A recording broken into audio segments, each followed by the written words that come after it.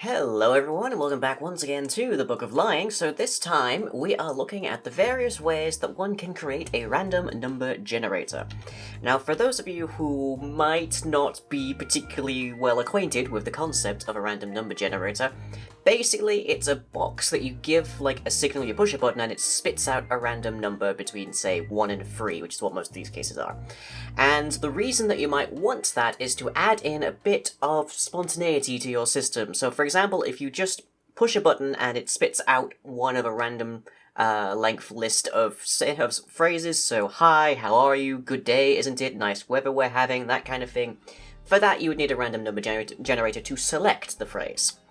Other times, though, you can use it for determining what attacks a boss encounter is going to throw out, although there are other more complicated systems for that we might get into a little bit.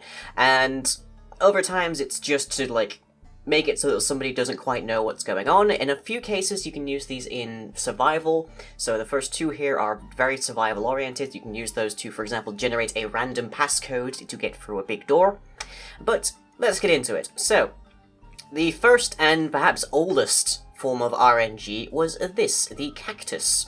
So the cactus occasionally will try to grow, and that sign counts as a block that it can't be next to, so it immediately pops off and flies off somewhere.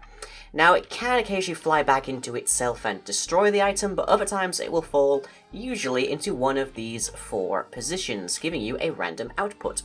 Now, the downside to this particular design has always been the speed and the fact that you can't get the signal when you want it. Even if you don't destroy the item that's on these pads, it only lasts for 5 minutes. And basically, it takes a fair while for these things to grow. It's on average about 18 minutes per signal, and if you happen to watch my Spring Realm videos, that's basically what we mean when we say the speed of Cactus. So it's once every 18 minutes on average. It can be longer, it can be shorter, but it's usually about 20 minutes long.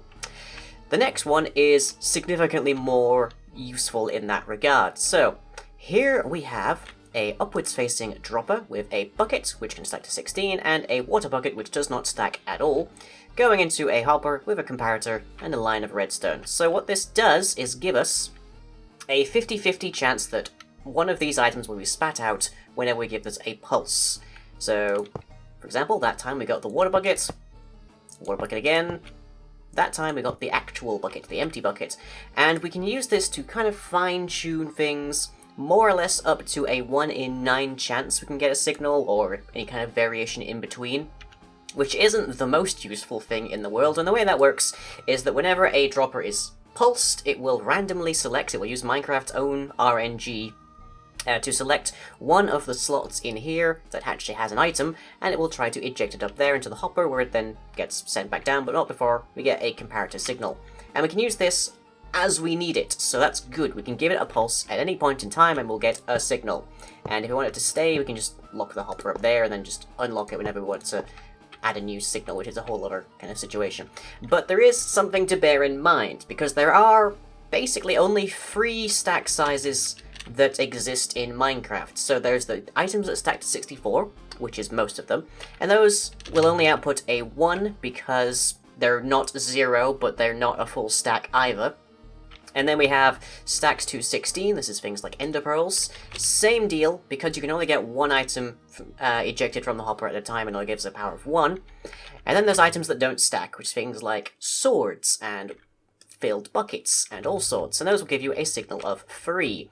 So you can't really get more data out of here other than the binary of true or false, but you can determine how frequently those 2 values appear inside of this. And this being on demand means you can use it whenever you like, and it's very survival friendly. So now we depart to the creative only section of things, where it starts to get a bit more wibbly. So here we have a similar situation. We have a dropper with 3 items in it, as well as a command block up here, which pretty much just sets the block down here to be the downward facing hopper with all of the items included. This is the reset, basically. And whenever one of these items gets ejected, it gets tagged with RNG out, which is basically just a little thing to help these repeating blocks actually identify it. So, for example, here we are adding the tag of empty to any item of RNG out that is an empty bucket. And then we've got lava buckets and water buckets along here as well.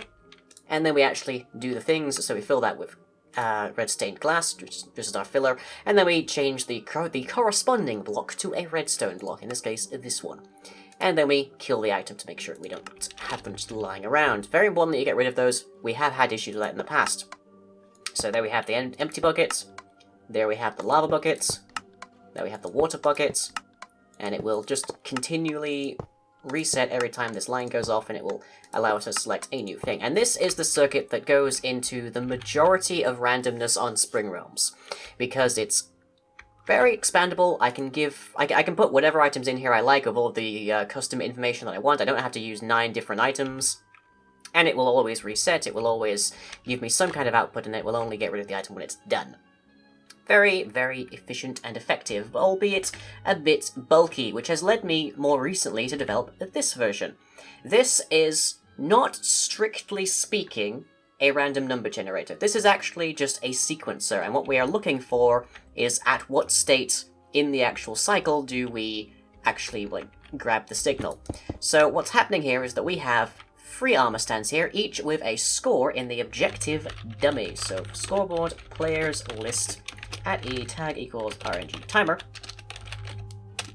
So currently they are all timing down, but they're only timing down 1 at a time, and then they ping the next one in the sequence to have a new score, and this block just constantly decreases them until they're at 1, and then everything else just runs on when they're actually at 1. So whenever, say, this one is on 1, it does the fill command, it sets the redstone block, and then it sets the next one in line to have a timer score, and then sets itself to 0 so it doesn't get decreased. And that gives us this pattern here. This is sort of the pattern that we've been using on the Archive of Sites dungeon to select what variation of librarian witch we're using when we are actually setting those up.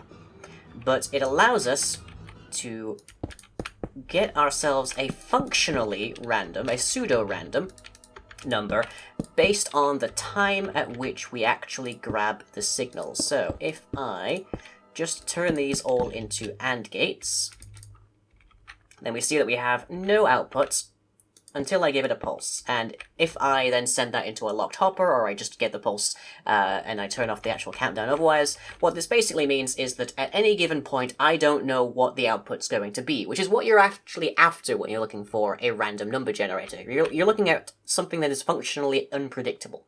So I can't see the scoreboard values, so I can't take a guess on what the value of this is at any specific time, unless I use that command, in which case it's still changing. And I can't, there's no way that a player will be able to see this, so that for them it's also functionally random. And just to make things extra special with the witches, we only change 1 witch at a time, so it's different every single cycle.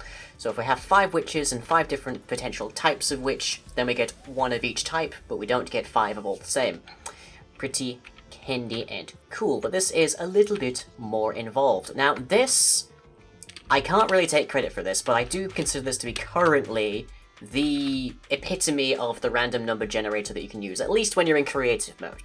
Because this uses the brand new structure blocks, well, not brand new, but reasonably new, and it just gives a random assortment of redstone blocks over here. Now you might wonder how it's doing that.